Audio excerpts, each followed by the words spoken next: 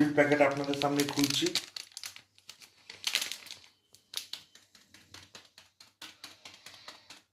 ছড়াতে হবে, সব ছড়িয়ে ছড়িয়ে দিতে হবে এর মধ্যে। দিয়ে আবার পরের লেয়ারে আমরা বাকি ভাতটা যেটু থাকবে সেটা আমরা দিয়ে দেবো পুরো।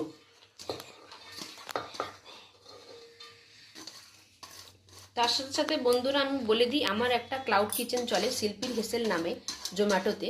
আসানসোলে যারা লোকালে থাকেন তারা অর্ডার করতে পারেন, জোম্যাটোতে দেখতে পারেন শিল্পীর হেসেল। আপনারা যে কোনো রকমের থালি আইটেম, বিরিয়ানি বা চিকেন আইটেম, ফিশ আইটেম সব আপনারা মেনুতে হয়ে গেছে রয়েছে ভাতের পাবেন। লেয়ারটা দেওয়া আমার।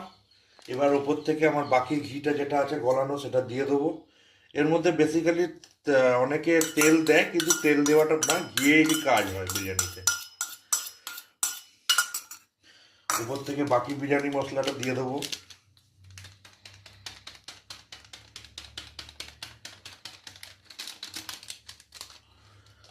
আন্দাজ মতন দেবেন, এক গাদা দিয়ে দেবেন না, এটা পুরোটা দেবো আমি।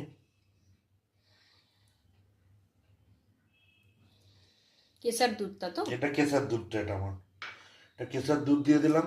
আবার উপর থেকে একটু গোলাপ জল।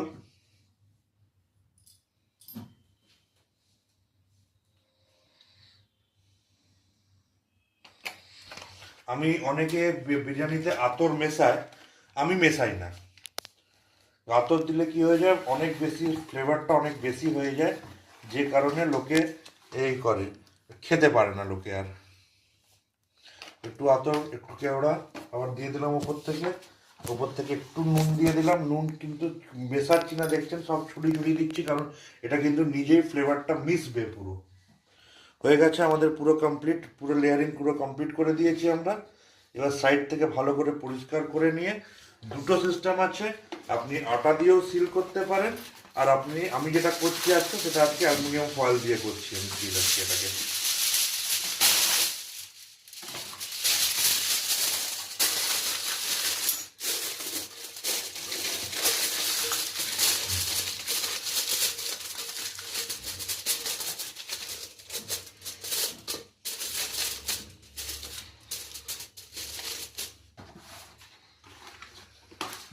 দেখবেন যেন কোথাও থেকে ফাঁক না থাকে। মেন উদ্দেশ্য হচ্ছে আমাদের যেন ফাঁক না থাকে। ফাঁক থাকলে কি হবে, ভেতরের যে ফ্লেভারটা সেটা উড়ে বেরিয়ে যাবে। দেখুন আমাদের একটা জায়গায় একটুখানি ফাঁক আছে, এই যে দিকটা একটুখানি ফাঁক আছে, আমি আরেকটা উপর থেকে লেয়ার করে দিলাম এটাকে। একদম ফুল সিল হবে এটা জিনিসটা। যত বেশি সিলিং ভালো হবে আপনার, যত ভালো সিলিং করবেন এটা, তত আপনার বিরিয়ানি খেতে ভালো হবে। এবার এটা